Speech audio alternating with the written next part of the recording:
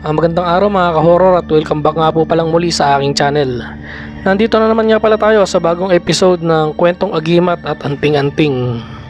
Sa video nga palang ito mga ka-horror ay tatalakayin natin yung mga pambihirang kombinasyon ng medalyon at mutya na maaaring itangan ng isang tao.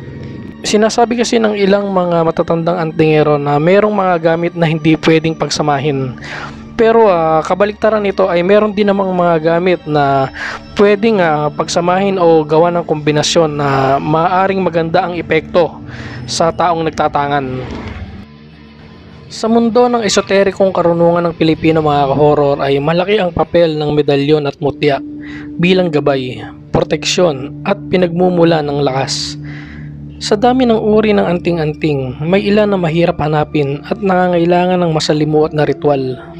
Ngunit meron ding mga kombinasyon mga ka-horror na simple, abot kamay at madaling itangan.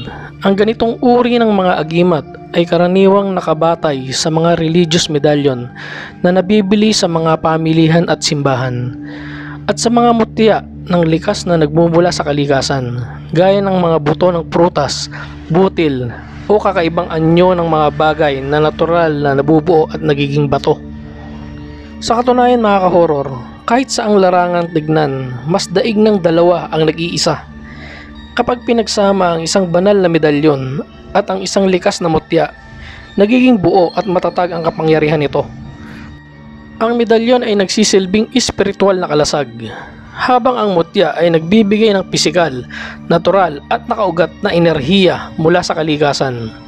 Kapag pinagsanib ang mga ito, mas balansyado ang proteksyon at mas buo ang bisa. Hindi lahat ng makapangyarihan mga ka-horror ay kailangang mailap. May mga medalyon at mutya na madali lamang hanapin, ngunit nagtataglay ng matibay na proteksyon, swerte at gabay. Ang mga sumusunod na kombinasyon ng mga medalyon at mutya ay maituturing na praktikal, epektibo at pinakamadaling matagpuan para sa sino mang nagnanais magsimula o magdagdag ng lakas sa kanilang espiritual na koleksyon ng mga agimat. Number 1. Medalyon ng San Benito at mutya ng niyog na butas. Ang medalyon ng San Benito ay isa sa pinakasikat na gamit espiritual sa Pilipinas. Karaniwan itong makikita sa mga religious store, mga tindahan sa paligid ng simbahan o minsan ay ibinibigay pa bilang regalo. Kilala ito sa pagiging pananggalang laban sa masasamang espiritu, kulam, barang at anumang uri ng sumpa. Samantalang ang mutya ng niyog na butas naman ay isang natural na niyog na may likas na butas sa gitna. Madali itong makita lalo na sa mga lugar na maraming puno ng niyog, at karaniwan itong hinahanap ng mga taong naniniwala sa proteksyon laban sa aksidente, malas at masasamang pangyayari. Pagdating naman mga ka-horror sa bisa ng kombinasyon ng dalawa, kung ito'y pagsasamahin, nagiging doble ang kapangyarihan ng proteksyon, espiritual at pisikal. Ang San Benito ay panangga sa di nakikitang kalaban, habang ang mutya ng niyog na butas ay panangga laban sa aksidente at masasamang enerhiya. So number 2 na tayo mga ka-horror. Medalyon ng Birheng Maria at mutya ng daga. Ang medalyon ng Birheng Maria, lalo na yung tinatawag na Miraculous Medal, ay madaling mabili at malimit na isinusuot ng mga deboto. Nagbibigay ito ng proteksyon, awa at gabay mula sa ina ng Diyos. Ang mutya ng daga naman mga ka-horror ay sinasabing isang likas na buo na natatagpuan sa loob ng tiyan ng daga. Bagamat kakaiba, hindi ito ganong kahirap hanapin dahil maraming kilalang mga albularyo at matatandang nag-aanting ang nakakaalam kung paano ito nakukuha. Pinaniniwala ang nagtataboy ito ng magnanakaw at masasamang loob. Pagdating naman mga ka-horror sa bisa ng kombinasyon ng dalawa, nagiging mabisang pananggalang ito sa mga panganib ng lipunan gaya ng pagnanakaw, panlilinlang at aksidente. Habang ginagabayan ka ng Birheng Maria, pinapatibay naman ng mutya ng daga ang iyong panlaban sa masasamang tao. Number 3 na tayo mga ka-horror. Medalyon ng Santo Niño at mutya ng langka.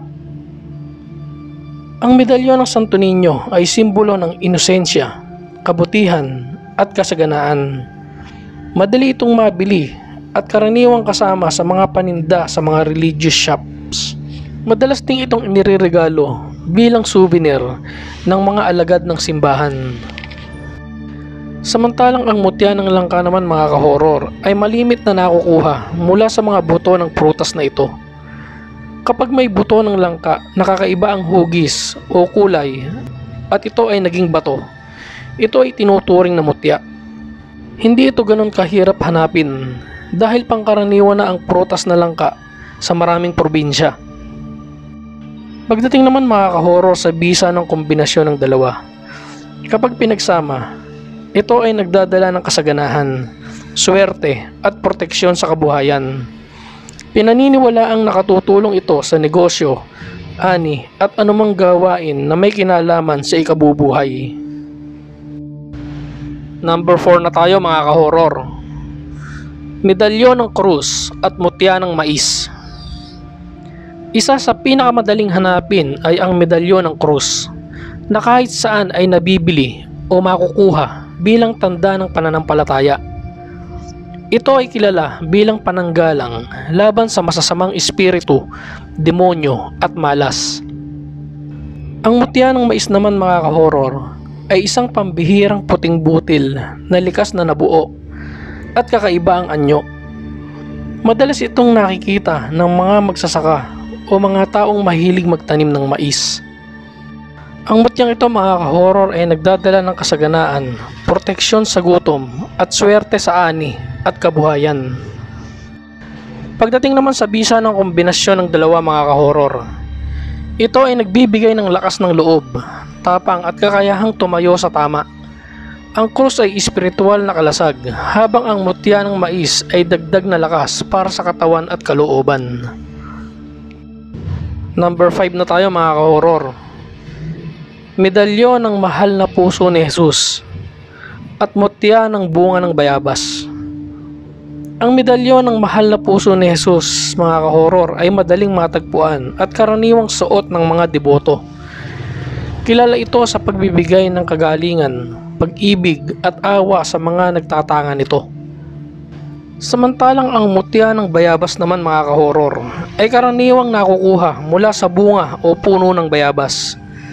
May mga paniniwalang ang kakaibang anyo ng bunga o buto ay nagiging mutya. Simbolo ito ng kalinisan, kagalingan at proteksyon laban sa sakit.